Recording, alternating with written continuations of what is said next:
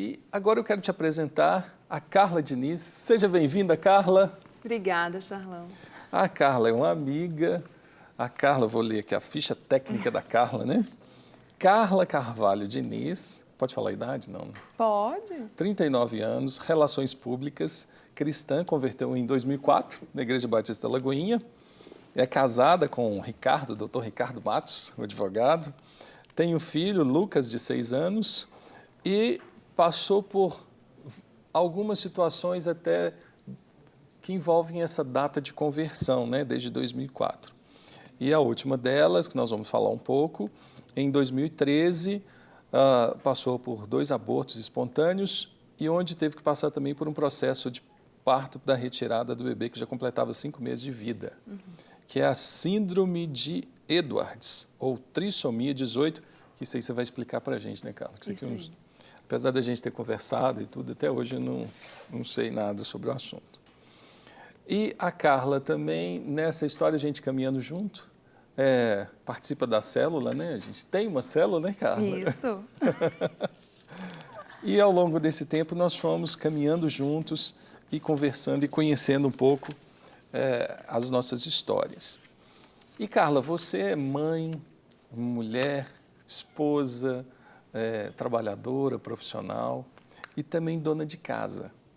Agora, como é que é para você conviver com isso tudo junto ao mesmo tempo? É muita pressão? Olha, Charles, eu acredito que essa é a realidade de muitas mulheres hoje em dia, né? Trabalhar fora, cuidar dos filhos, cuidar da casa, do marido.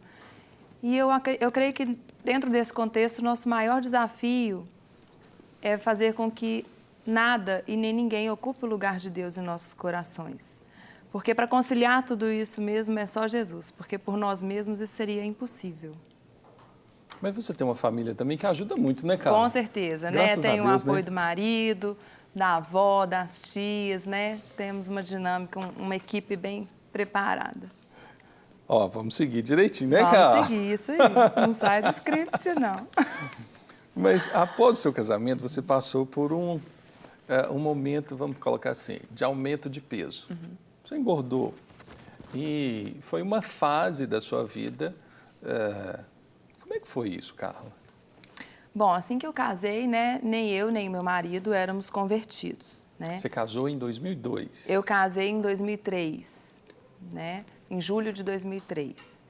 E eu tive... Seu casamento, assim, foi um sucesso, né? Eu lembro que você conta as histórias, né? Tudo assim. Mas eu tive muita dificuldade para adaptar o casamento. Foi uma coisa para mim muito difícil. Por exemplo, na minha lua de mel. Na minha lua de mel, eu falei com o Ricardo assim, olha, Ricardo, tá tudo muito bom, tudo muito bem, mas a gente podia fazer um combinado. Quando a gente chegar lá em Belo Horizonte, será que eu poderia dormir na casa dos meus pais pelo menos uma vez na semana? E ele falou para mim assim que não. Acabou para mim a minha lua de mel. Passei o resto da lua de mel chorando, porque ele não deixou eu dormir na casa dos meus pais uma vez por semana.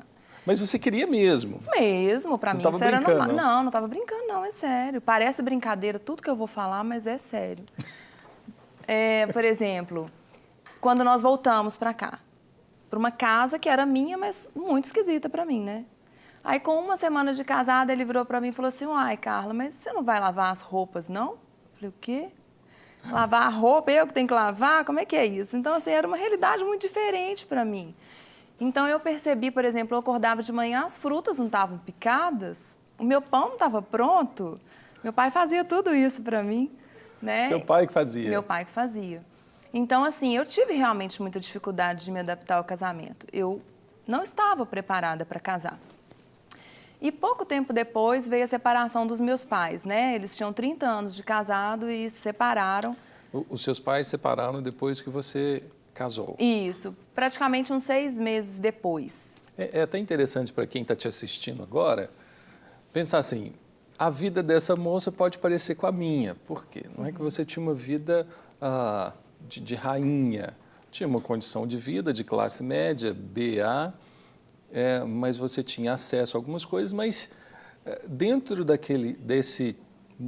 dessa vida familiar que você tinha, você é uma pessoa comum, trabalhava, estudava, teve sua formação profissional, mas mesmo assim, eu creio que isso eu quero levar essa identificação para algumas pessoas que estão nos assistindo agora.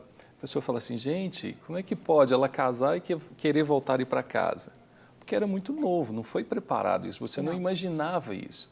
Ah, você casou, mas mesmo na facilidade, na condição que tem hoje, a mulher não precisa fazer nada, mas mesmo assim tem as responsabilidades. Então, quando o Ricardo fala para você, olha, você não vai lavar roupa, é quase uma agressão. E às vezes tem pessoas que estão sofrendo, passando dilemas hoje justamente por uma postura assim. E Com isso certeza. foi uma vitória para você, para vencer isso, né? Hoje você cozinha bem, né, menina? Muito bem. Os teleentregas que te contem. Mas, enfim, então eu sofri demais com a separação dos meus pais. E no meio daquele caos que eu estava vivendo, na época eu trabalhava com o deputado João Leite, e a equipe dele só tinha crente, né? Só tinha crente, que por acaso eu tinha, assim, uma antipatia. Mas em meio ao caos, o pastor José Campos me convidou para participar, num final de semana, de um encontro evangelístico que era para pessoas que não eram convertidas. Hoje é um impacto vida. Isso. E eu fui. E lá eu tive o meu verdadeiro encontro com Jesus. E a gente passa o final de semana lá. Você foi sozinha? Fui sozinha. E meu marido foi me buscar na igreja. E ele falou, que horas que acaba? Eu não tinha nem ideia, né? Nunca tinha ido em culto de era crente. Lagoinha, né? Pensei que era rapidinho, igual a missa, eu falo né? assim, é porque tem hora de começar, mas a gente vai. Daí eu falei assim, sei lá, deve ser tipo 1 hora, não tenho a menor ideia. 1 hora é só o louvor, né? E aí ele chegou e ficou pro culto, porque ele tinha que me esperar. Foi a primeira vez que você foi a um culto? Foi a primeira vez. Como é que foi o impacto? Porque missa realmente tem 1 hora de duração, é certinho. E Lagoinha, culto com o pastor Márcio, geralmente 2h20, 2h30. Eu, para te falar a verdade, eu não tinha nem ideia quem era pastor Márcio, quem Era fez o outra louvor realidade. no dia era Ana Paula. Para mim, eu não tinha nem sabia quem era. Inclusive, por exemplo, quando eu trabalhava no governo, o deputado João Leite uma vez ia fazer um evento, uma coisa assim, no final de ano, e eu lembro que o meu chefe, o assessor de comunicação, que era o meu chefe direto, o Ricardo Coutinho, né, sugeriu da gente fazer um evento no Mineirão, no Mineirinho, parece, com Diante do Trono. Para quê? Fiquei indignada. Falei, nunca ouvi falar dessa banda, né? Essa banda não vai levar ninguém, não. A gente tem que pôr um Skank. Eu não conhecia, né? Então, assim, para mim, participar do culto, eu estava tão apaixonada com Jesus, eu estava tão envolvida com o meu encontro, que eu, para te falar a verdade, eu não sei te contar, assim, se teve impacto isso para mim naquele momento. Mas o Ricardo foi me buscar e naquele mesmo domingo ele também aceitou Jesus. Uau! Então, a nossa conversão aconteceu em 2004, né? E aí, o tempo passou, eu engravidei, né? Tive o meu primeiro filho, que é o Lucas, que hoje ele tem 6 anos. E eu fui engordando muito, porque eu usava a comida como a minha válvula de escape, né? Eu sou uma pessoa que eu falo muito, mas eu não sou muito de expor o meu sentimento. Eu não falo sobre os meus sentimentos. Você é mais reservada. Super reservada. E a comida foi minha válvula de escape. Até eu começar, depois da gravidez do Lucas, né, a ter que entrar com medicamentos, tive problema de pressão, comecei tratamento com cardiologista e cheguei aos meus 116 quilos. Você chegou a 116 quilos? Isso. E aí eu decidi que era a hora, né? Você tem de altura 1,62 m, né? E decidi que era a hora de tomar uma decisão e eu resolvi fazer a cirurgia de redução do estômago. E graças a Deus deu tudo certo.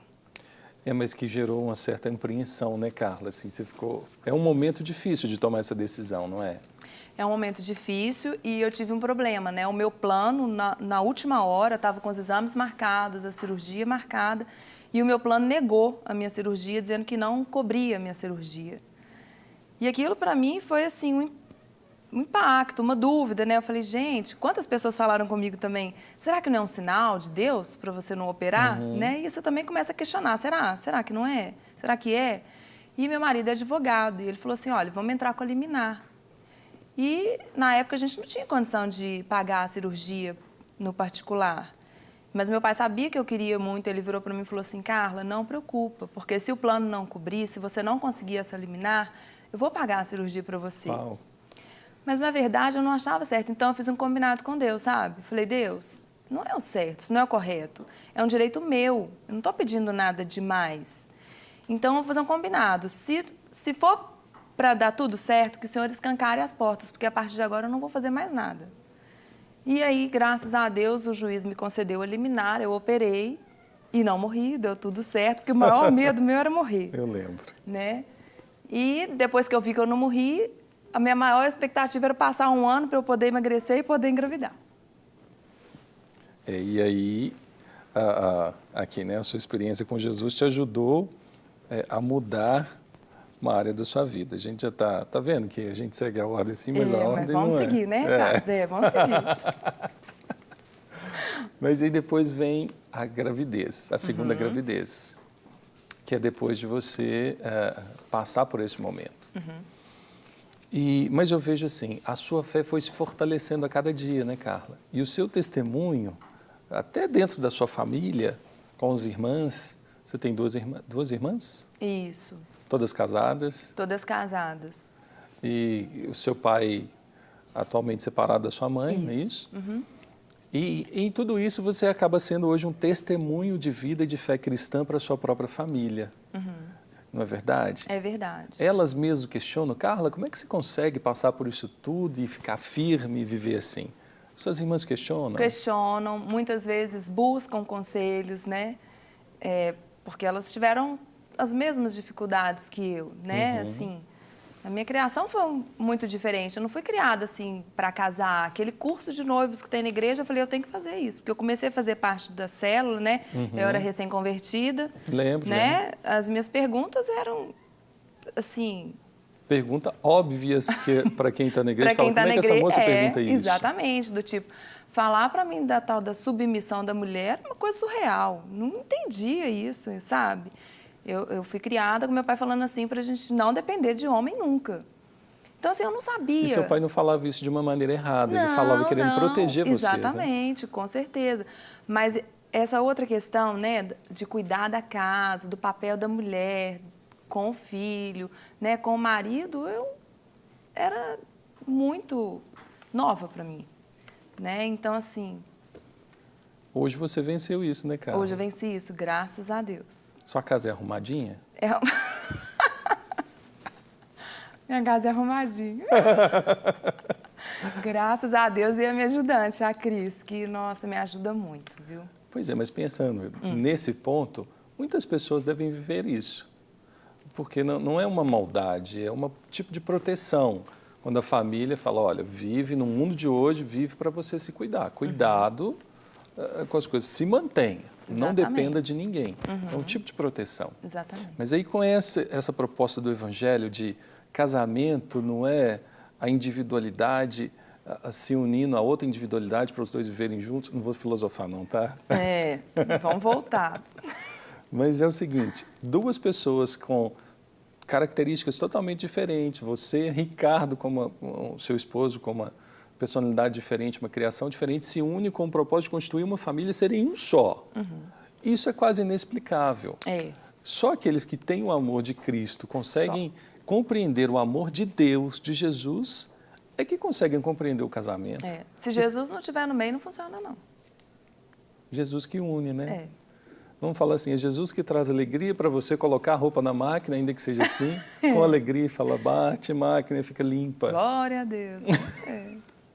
Isso é bonito, porque isso para algumas mulheres, hoje pode parecer vergonha, vexame. Eu nunca vou fazer isso, jamais. Partilhar uma renda com o marido e deixar de ter uma renda individual de cada lado e ter uma renda só, isso é quase uma loucura para o mundo. É verdade. E viver biblicamente assim é muito melhor, não é? Com certeza.